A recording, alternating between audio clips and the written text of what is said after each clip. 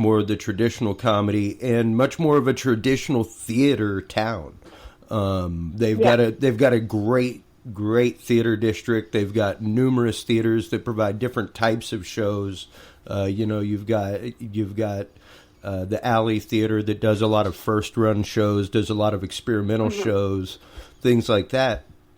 And you have community theaters out in the outlying areas. There's some over near the Rice area, a couple up north near Spring, things like that. But as far as improv comedy, there wasn't a whole lot of that to be found. For there to be, like you said, the enthusiasm at the audiences with it, I could definitely see that because it's something new to them that they have not necessarily experienced. Whereas Austin, very much being the all-around arts town that it is, not that there isn't, and I hear it a lot from people that travel for work, doing what I do, that they hate going to Houston because there's nothing to do there. And I'm like, no, there's plenty to do there. It's just you have to understand it's really about 5 cities that are all around a hub. And at 6 p.m., the sidewalks are rolled up in downtown Houston. So when you're there at the conference, there's nothing to do at 9 o'clock when you get out. At least nothing on that conference side of town. There's just that dead zone, and it's an outlying city that is very much like the DFW area, where there's the inner part that people work at, and everybody lives outside of it. And they've done a lot to renovate the arts district. They've done a lot to renovate especially right there in the Heights area, which used to be a hub for a lot of that back in the day, the Heights of Montrose. But there's a great art scene. It just happens in one spot, as opposed to Austin, where it's almost the size of the arts district of Houston. And the whole town is about art. The whole town is about art, music, theater, everything. So you do have a much more open-minded, receptive audience to anything experimental that you may be trying to put out there.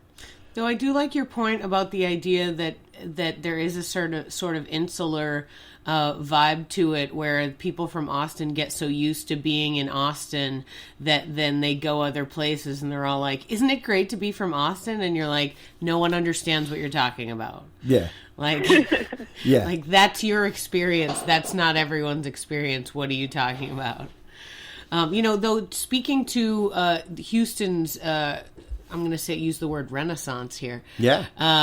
As Chris was discussing, from when he was a kid all the way through, you were at the beginning stages of moving the new movement, and then to Houston, and then changing over to Station, and so you were right there at really pushing a wonderful improv scene that is still going really great, and I've met a lot of wonderful people from there. Doing workshops and other performances around town. How for you did the growth of it feel from when you first started to when you moved on to LaGrange? I mean, it's fantastic, and I think that a lot of times, if you're in the right place at the right time, things just want to grow, And I haven't been to Station for like a year because I made a very distinct choice when I left. And I've been back a couple of times since living in LaGrange, but I did not want to do any managing from afar or any confusion about whether or not I was going to, still have a hands on the rein or advisory role. So I left the theater very much in the capable hands of Jess and Roger and Stephen. But I see through social media and from all of my former students, and like I said, I've been back a couple of times, how big it's gotten. And I mean, it's just beautiful. They redid all of the space. The crowds are clearly large and fantastic. And I mean, that was already the way it was when we were doing Trail Comedy Fest. And even while I was there was occasionally just, big sold-out shows that would happen sort of apropos of nothing. And I mean, there's good seating in that room. It's not a small room.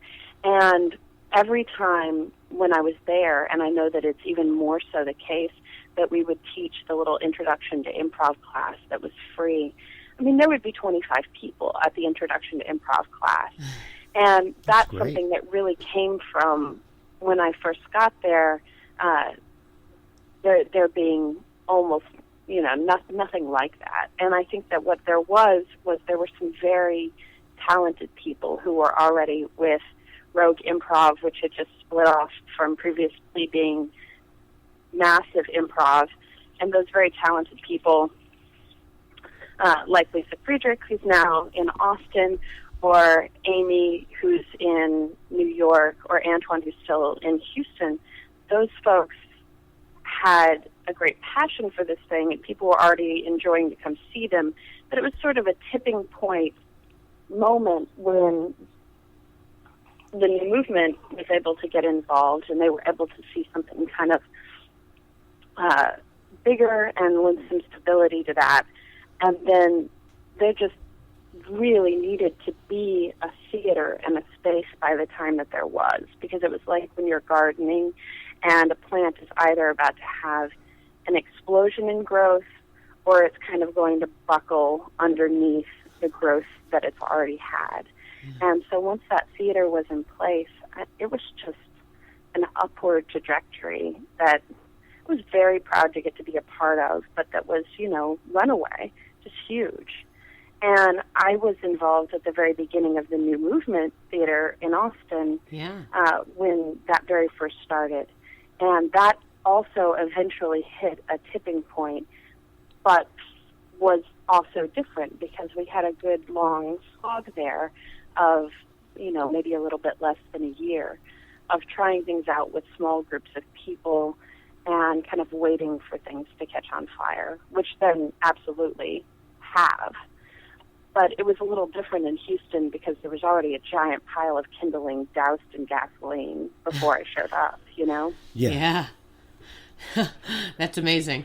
That's I'm so glad that I like that idea. That's a wonderful image that you walked in and you're like, everything's it's all on fire. Oh my God.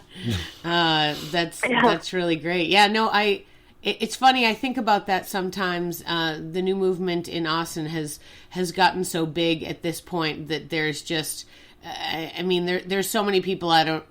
It's impossible to even know them all, and especially now that I'm a little further away from it as well. If only just because it's like, I got to focus on this whole family thing right now. So you guys run that thing and have a good time with it. But it's like. It's so wild to sometimes I'll say to people, it used to just be 20 of us in this room, and we'd be doing shows for each other for a while. So it's sometimes I hear people and they're like, oh, it's not good enough. I was like, oh, it's great. You just need to start appreciating it. Yeah. But it's funny how, different perspectives can certainly change on that. If you've lived in Austin your whole life and you're like, oh, just arts are everywhere. And you're like, well, not everywhere. They're here. They're just, it's very difficult to find lots of other places. Since we've done some of these other interviews, and that's why I really enjoy doing this podcast, if only just to learn more about, the breadth of people doing improv and sketch comedy across the country. But when we chatted with another gal, Donna HD in Houston, she is a little bit older and mentioned that she and her husband had a small theater, but they did sort of short form for a little while.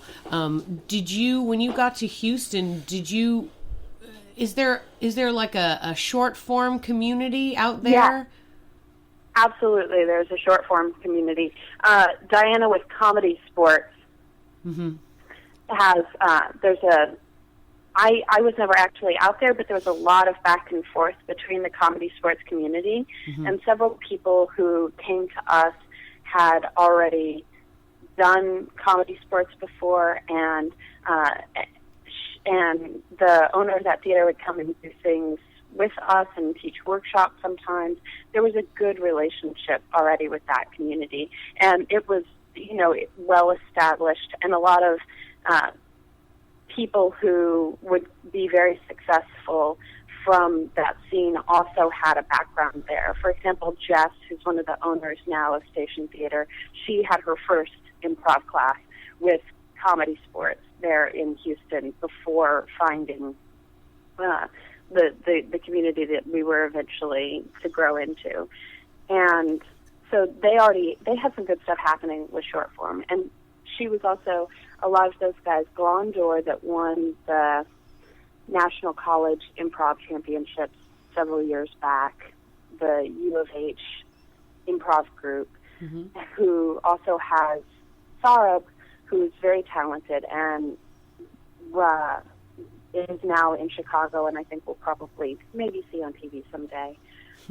But they all came out of that orbit. So that was a thing that already existed. What there wasn't in Houston was any form of long-form theater, but they had their comedy sports venue for a while.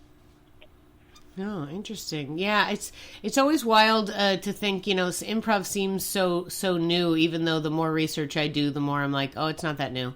Right. But it's only just, I guess, sort of new in its everywhere sort of scenario. But the fact that there's also within it two totally different vibes, the short form and the long form, and even within each one of those there's 1,000 different possible ways to do it.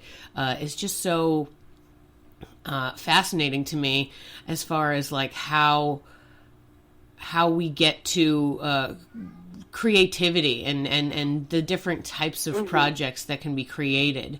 Have you found that your improv background and the work that you've done in improv has informed some of the newer projects that you have going or ideas that you have for the future?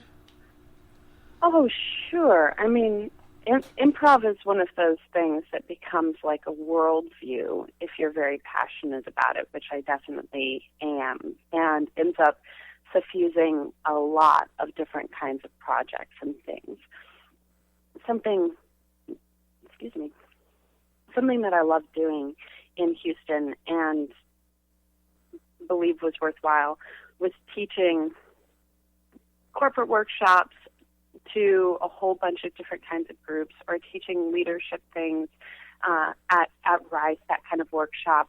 But I am one of those people who strongly believes that improv and the idea of active collaboration is something that informs and is helpful in everything that a person does. I mean, obviously, we work in, Eric works in the church, and that's really actually, that's something that an entire family ends up partaking in a way that is different than a lot of other professions. I mean, really kind of a family business in a way. And improv and collaboration easily cross-apply over to that.